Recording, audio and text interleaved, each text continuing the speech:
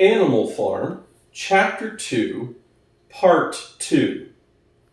For the first few minutes, the animals could hardly believe in their good fortune. Their first act was to gallop in a body right round the boundaries of the farm, as though to make quite sure that no human being was hiding anywhere upon it. Then they raced back to the farm buildings to wipe out the last traces of Joan's hated reign. The harness room at the end of the stables was broken open. The bits, the nose rings, the dog chains, the cruel knives with which Mr. Jones had used to slaughter the pigs and lambs were all thrown down the well. The reins, the halters, the blinkers, the degrading nose bags were thrown onto the rubbish fire which was burning in the barnyard. So were the whips.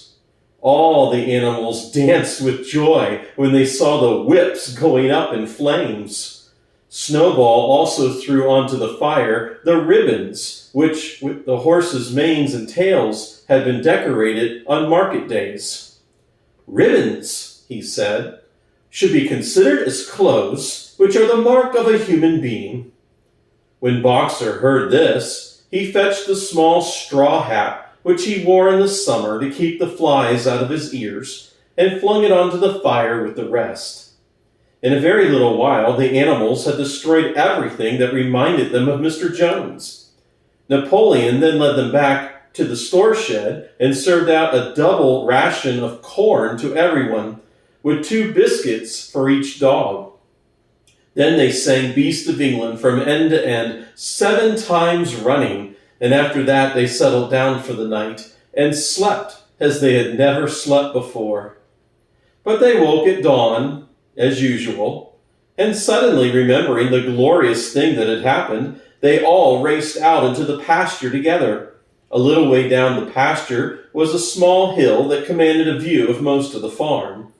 The animals rushed to the top of it and gazed round them in the clear morning light. Yes, it was theirs. Everything that they could see was theirs. In the ecstasy of that thought, they danced round and round. They hurled themselves into the air in great leaps of excitement. They rolled in the dew. They ate mouthfuls of the sweet summer grass. They kicked up clods of the black earth and snuffed its rich scent. Then they made a tour of inspection of the whole farm and surveyed with speechless admiration the plowed land, the hayfield, the orchard, the pond, the woodland. It was as though they had never seen these things before, and even now they could hardly believe that it was all their own. Then they filed back to the farm buildings and halted in silence outside the door of the farmhouse. That was theirs too, but they were frightened to go inside. After a moment, however, Snowball and Napoleon butted the door open with their shoulders, and the animals entered in single file, walking with the utmost care for fear of disturbing anything. They tiptoed from room to room, afraid to speak above a whisper, and gazing with a kind of awe at the unbelievable luxury, at the beds with their feather mattresses, the mirrors, the horsehair sofa, the Persian carpet, the painting of Queen Victoria over the drawing room mantelpiece. They were just coming down the stairs when Molly was discovered to be missing. Going back, the others found that she had remained behind in the best bedroom. She had taken a piece of blue ribbon from Mrs. Jones' dressing table and was holding it against her shoulder and admiring herself in the mirror in a very foolish manner. The others reproached her sharply, and they went outside. Some hams hanging in the kitchen were taken out for burial, and a barrel of beer in the kitchen was destroyed with one kick from Boxer's hoof. Otherwise, nothing in the house was touched. A unanimous resolution was passed on the spot that the farmhouse should be preserved as a museum. All were agreed that no animal must ever live there. The animals had their breakfast, and then Snowball and Napoleon called them together again. "Comrades," said Snowball, "it is 6:30, and we have a long day before us. Today, we begin the hay harvest, but there is another matter that must be attended to first." The pigs now revealed that during the past 3 months, they had taught themselves to read and write from an old spelling book, which had belonged to Mr. Jones's children, and which had been thrown out in the trash heap. Napoleon sent for pots of black and white paint and led the way down to the 5-barred gate that led on to the main road. Then Snowball, for it was Snowball who was the best at writing, took a brush between the 2 knuckles of his trotter and painted out Manor Farm from the top bar of the gate, and in its place painted Animal Farm. This was to be the name of the farm from now onwards. After this, they went back to the farm buildings, where Snowball and Napoleon sent for a ladder, which they caused to be set against the end wall of the big barn. They explained that by their studies of the past 3 months, the pigs had succeeded in reducing the principles of animalism to just 7 commandments. These 7 commandments would now be written on the wall. They would form an unalterable law by which all the animals on Animal Farm must live forever after. With some difficulty, for it's not easy for a pig to balance himself on a ladder, Snowball climbed up and set to work, with Squealer a few rungs below him holding the paint pot.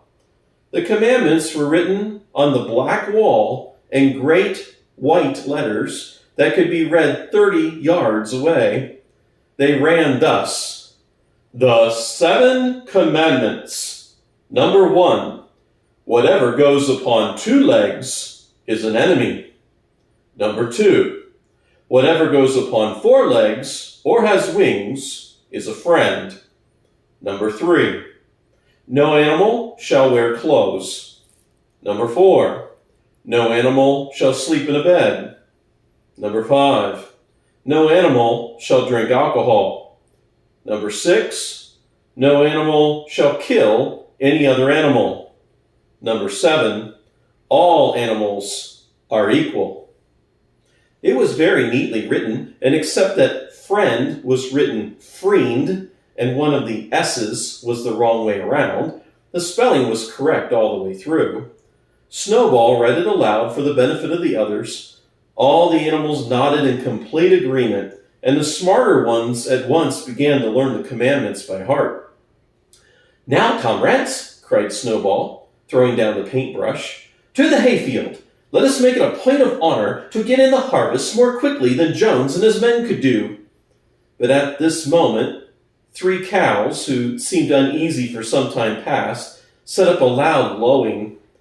They had not been milked for 24 hours, and their udders were ready to burst. After a little thought, the pigs sent for buckets and milked the cows fairly successfully, their trotters being well adapted to the task. Soon there were 5 buckets of frothy, creamy milk, at which many of the animals looked at with considerable interest. "What's going to happen to all that milk?" said someone. "Jones used to sometimes mix it in our mash," said one of the hens. "Never mind the milk, comrades," cried Napoleon, placing himself in front of the buckets. "That will be attended to. The harvest is more important.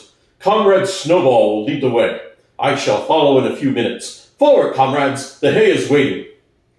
So the animals marched down to the hayfield to begin the harvest, and when they came back in the evening, it was noticed that the milk had disappeared.